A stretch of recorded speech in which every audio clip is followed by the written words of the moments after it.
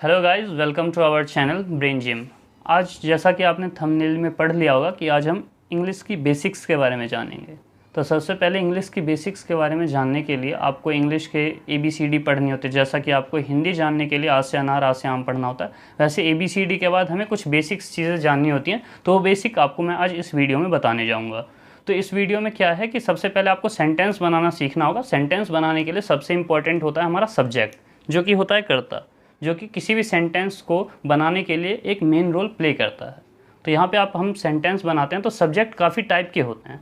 तो यहाँ पे आपको कुछ सब्जेक्ट के मैंने एग्जांपल दिए हैं, जैसे कि दिस हो गया, दैट हो गया। तो दिस किस चीज़ के लिए यूज़ होता है? दिस होता है यह के लिए यूज़ होता है दिस। अब दिस जो है पास की चीज़ों के लिए यूज़ किया जाता है। जैसे कि कुछ चीज़ें पास होती हैं, कुछ चीज़ें दूर होती हैं, जो हमारे पास जो है रखी हुई है या कहीं हमारे आसपास सराउंडिंग में है, उसके लिए हम दिस का यूज़ करते हैं। चाहे वो अगर वस्तु हो, चाहे व्यक्ति हो, चाहे परिचय किसी का हम दे रहे हैं। और मान लीजिए अगर दैट का यूज़ कर रहे हैं तो उसका भी वह होता है, लेकिन वो दूर की वस्तु के लिए होता है। सेम इसी की तरह वस्तु, व्यक्ति या परिचय के लिए हम दैट का यूज़ करते हैं। ठीक है गाइस। और उसके बाद आता है हमारा इट। इट होता है हमारा यह, जो कि हम यूज़ करते हैं समय के लिए, दूरी के लिए या मौसम के लिए। अगर हमको समय बताना है तो उसमें हम इट का प्रयोग करेंगे, या आपको दूरी बतानी है तो उसके लिए हम इट का प्रयोग करेंगे। वैसे ही से मौसम के लिए। फिर उसके बाद हमारा आता है नेम। नेम क्या होता है गाइस? जैसे आप किसी का कुछ नाम होता है, राहुल होता है, जैसे मेरा नाम अमन है, तो अमन एक नाम होता है। तो चाहे व्यक्ति का नाम हो गया, चाहे वस्तु का कुछ नाम होता है, चाहे टेबल का नाम टेबल होता है तो उसके लिए भी हम नेम का यूज़ करेंगे। जानवर होता है तो उसके लिए भी हम नेम के, मैं इसके यूज़ आपको अभी आगे वीडियो में बताने जाऊँगा। ठीक है गाइस। फिर उसका आता है हमारा ही और शी। ही किसके लिए यूज़ होता है? वह के लिए। और यहाँ पे आप देख रहे होंगे शी भी वह के लिए यूज़ हो रहा है, ही भी वह के लिए यूज़ हो रहा है। तो हमारा जो ही होता है वो पुरुष के लिए यूज़ होता है, लड़कियों के लिए यूज़ होता है, यानी कि आपका जो है होता है पुल्लिंग के लिए यूज़ होता है, जो कि हमारे मेल होते हैं। और शी किसके लिए यूज़ होता है? लड़की के लिए, स्त्री के लिए, यानी कि स्त्रीलिंग के लिए। ठीक है गाइस। तो एक जैसे कि इसे एक एग्जाम्पल के तौर पे हम समझते हैं। यहाँ पे क्या होता है? वह एक लड़का है। अब शी का भी एक एग्जाम्पल यहीं पे नीचे लिख देता हूँ मैं। वह एक लड़की है। तो अब दोनों में देखिए, वह दोनों में आ रहा है, एक भी दोनों में आ रही है। बट यहाँ पे हम कैसे पहचान रहे हैं कि लड़का या लड़की है? ये यहाँ पे लड़का लड़की, तो यहाँ पे हमें पता चल रहा है कि वो लड़का है या लड़की है। अगर मान लीजिए ही हमारा वह के लिए यूज़ हो रहा है यहाँ पे, ठीक है, क्योंकि ये लड़का है। ही के बाद हम लगाएंगे इज़ अ बॉय। अगर मान लीजिए हम यहाँ पे भी लगा देते ही इज़ अ गर्ल, तो गर्ल तो हमने लिख दिया है, बट यहाँ पे अगर कुछ अलग चीज़, अलग टाइप के सेंटेंसेस होते हैं तो वहाँ पे हम पता नहीं कर पाते हैं। तो यहाँ पे हमें इसके लिए, अगर लड़की है तो हमने ये पहचान लिया है कि ये कोई स्त्रीलिंग है, कोई लड़की काम कर रही है, तो यहाँ पे हम पहले ही यहाँ पे शी लगा देंगे, जो कि हमारा यहाँ पे पहचानने के लिए हमारी पहचान बन जाएगी। क्योंकि हम इंग्लिश में जो होते हैं ये हेल्पिंग वर्ब होते हैं, ये इज़ जो होता है ये हेल्पिंग वर्ब होता है, ये सेम होता है। तो हम इन्हीं सब चीज़ों से पहचानते हैं कि वो लड़का है या लड़की है। ठीक है गाइस। तो इसीलिए हम इसका यूज़ आगे देखेंगे। और आई होता है मैं, यानी कि कोई भी व्यक्ति जो अपना मतलब फर्स्ट पर्सन होता है, मैं। फिर होता है वी मतलब हम या हम लोग, हम हैं, चाहे हमारे साथ दो या दो से ज़्यादा व्यक्ति हैं तो हम लोग का भी प्रयोग करते हैं। और यू होता है तुम या तुम लोग, तुम हो चाहे तुम लोग हो, तो ये भी आपके प्लूरल नाउन में आता है। ठीक है गाइस। और होता है दे, वे या वह लोग। ठीक है गाइस। तो आपने सब्जेक्ट तो आपने पूरा कंप्लीट कर लिया। अब इसके बाद आते हैं हम हेल्पिंग वर्ब्स पे। तो हेल्पिंग वर्ब्स हमारे मेन जो होते हैं यहाँ पे प्रेजेंट में 3 होते हैं, इज़, एम, आर, जो कि हमारे प्रेजेंट की चीज़ें जो भी एग्जिस्ट करती है ना गाइस, जो प्रेजेंट में कुछ है या कुछ थी नहीं, कुछ है, वो उसके लिए हम इज़, एम, आर का यूज़ करेंगे। तो सबसे पहले हम इज़ देखते हैं। यहाँ पे इज़ किस किस के लिए यूज़ होता है? इज़ होता है इट के लिए यूज़ होता है, दिस के लिए यूज़ होता है, दैट के लिए यूज़ होता है, और मैंने जैसे कि बताया था नेम के लिए, नेम चाहे कुछ भी हो आपका, नेम के लिए यूज़ होगा, और ही और शी के लिए यूज़ होगा। ठीक है गाइस। तो यहाँ पे इसका एक फॉर्मूला बनाया गया है, काफ़ी सिंपल सा फॉर्मूला है इसका, जो कि आप कोई भी सेंटेंस बनाने के लिए काफ़ी यूज़फुल होता है, और इसी फॉर्मूले की वजह से आप सेंटेंस बना पाते हैं। तो फॉर्मूला हमारा सबसे पहले होता है सब्जेक्ट, जो कि हमारे ये सब होते हैं। ठीक है गाइस। इट, दिस, दैट, ये सब हमारे सब्जेक्ट होते हैं। सब्जेक्ट के बाद जब हम प्लस करेंगे, प्लस हमारा इज़ जो होती है हमारी हेल्पिंग वर्ब होती है, प्लस ऑब्जेक्ट। एक एग्जाम्पल के थ्रू इसे समझेंगे हम यहाँ पे कि राम एक लड़का है। मैंने आपको एग्जाम्पल दे रखा है कि राम एक लड़का है। तो राम क्या है? हमारा सब्जेक्ट है। कि नेम था, नाम मैंने बताया, सब्जेक्ट नाम का कोई भी किसी का भी नाम हो तो सब्जेक्ट होता है। तो राम एक लड़का है, तो राम पहले आ गया, फिर उसके बाद हमारा आएगा हेल्पिंग वर्ब जो कि इज़ है, फिर उसके बाद अ बॉय। राम एक लड़का है, लड़के का मीनिंग होता है बॉय। ठीक है गाइस, तो हमारा ये सिंपल इसी फॉर्मूले के थ्रू हमारा सेंटेंस बना है।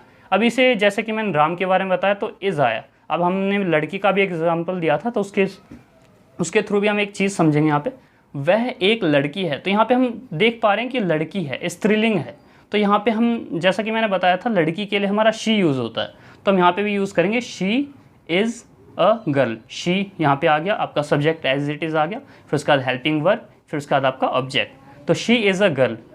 फिर उसके बाद हम ये एक नेगेटिव सेंटेंसेस भी होते हैं, जैसे वह एक लड़की नहीं है या राम एक लड़का नहीं है, तो वो कैसे बनाएंगे।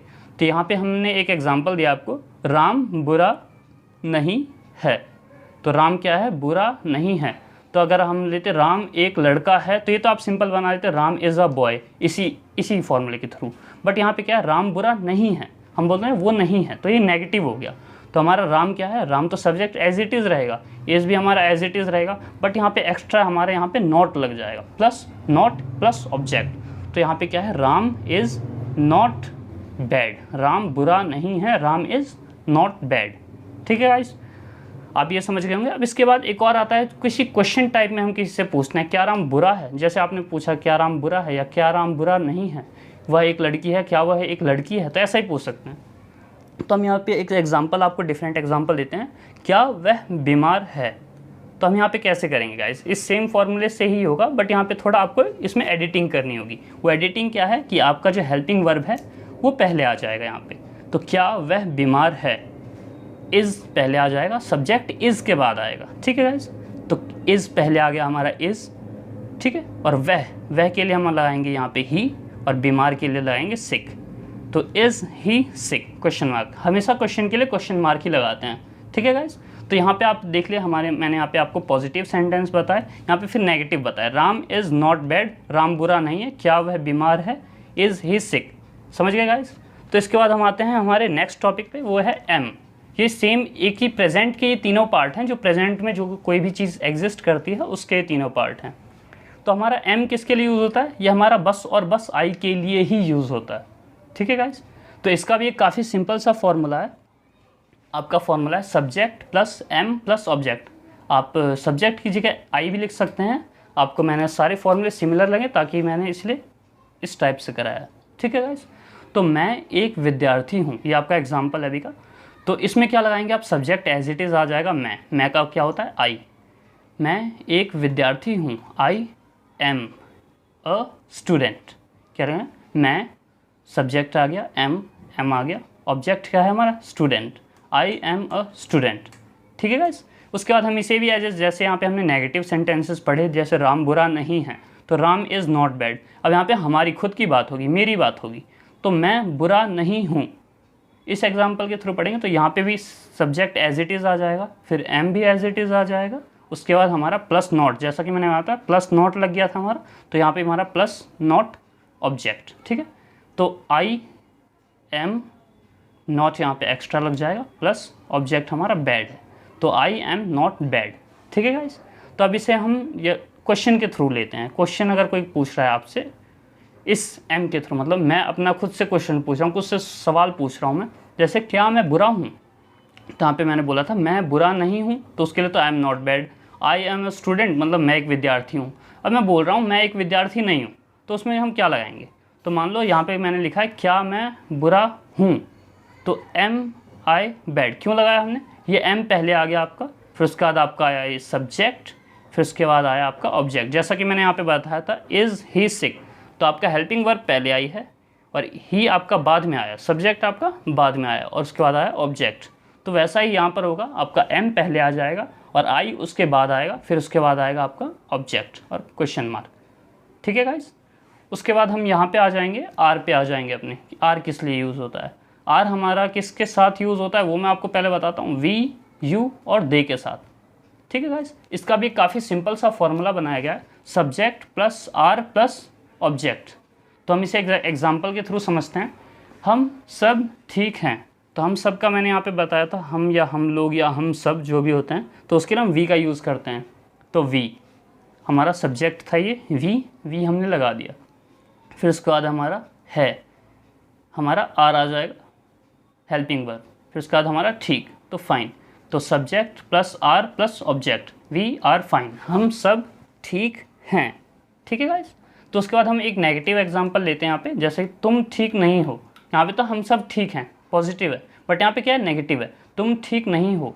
तो यू आर के बाद आप देख रहे हो नॉट लग गया, क्योंकि यहाँ पे किया है नहीं लग गया है। तो आर के बाद में यहाँ पे नॉट प्लस होगा, उसके बाद ऑब्जेक्ट आएगा। तो यू आर नॉट फाइन, तुम ठीक नहीं हो, यू आर नॉट फाइन। ठीक है गाइस। अब इसे क्वेश्चन के तौर पे एक एग्जांपल लेते हैं हम। तो क्या वे बुरा है, तो कुछ क्वेश्चन पूछ रहा है, तो क्या वे बुरा है। तो सेम एज इट इज़ मैंने जैसे इन दोनों में बताया, आपका हेल्पिंग वर्ब पहले आ जाएगी, तो इसमें भी आपका जो है आर वो पहले आ जाएगा, आर। फिर उसका बाद आएगा आपका सब्जेक्ट, एज इट इज़ वे के लिए आता है दे। ठीक है। और आपका आ जाएगा ऑब्जेक्ट बैड और क्वेश्चन मार्क। तो क्या वे बुरा है या क्या वे बुरे हैं, तो आर दे बैड। ठीक है गाइस। तो यहाँ पे आपके तीनों टॉपिक कंप्लीट होते हैं। आई होप गाइज आपको हमारी ये वीडियो पसंद आई होगी। अगर आपको हमारी वीडियो पसंद आई है तो हमारी वीडियोस को लाइक करें, चैनल को सब्सक्राइब करें और बेल आइकन को ज़रूर प्रेस कर दीजिएगा, ताकि हमारी वीडियोस की नोटिफिकेशन आपको सबसे पहले हमारे चैनल के थ्रू मिल जाए। और आपको कोई भी पर्सनल क्वेरी हो या कोई भी क्वेश्चन हो तो आप हमारे इंस्टाग्राम और टेलीग्राम चैनल पर आप हमें DM कर सकते हैं, जिसका लिंक आपको डिस्क्रिप्शन में मिल जाएगा। Thank you.